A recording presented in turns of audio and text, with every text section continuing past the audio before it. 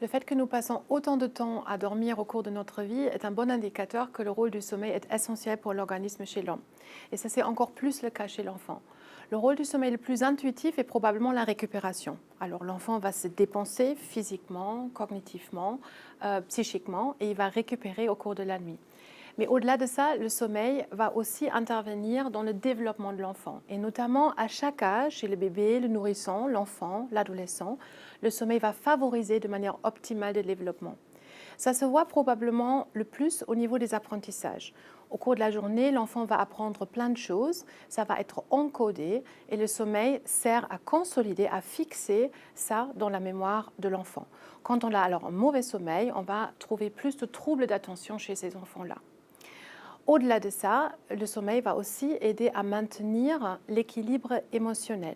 On le remarque d'ailleurs que quand on ne dort pas bien, chez le petit enfant, on retrouve plus d'irritabilité, chez le grand enfant ou l'adolescent, d'irritabilité ou des troubles de l'humeur.